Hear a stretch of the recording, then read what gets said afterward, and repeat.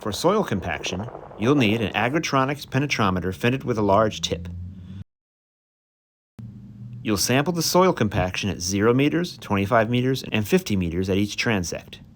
Sample soil compaction in the same area you sampled moisture and temperature.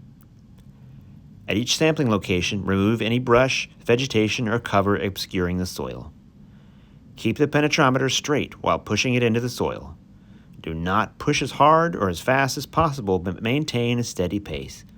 Slowly push the penetrometer into the soil at a slow but consistent pace for about 20 seconds.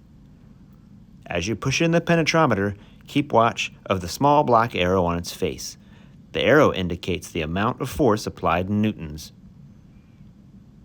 If there is a hard pan, push the penetrometer until you reach 350 newtons.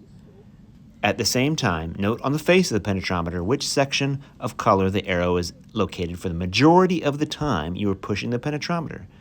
If the arrow is in the green section, record 0 on the datasheet.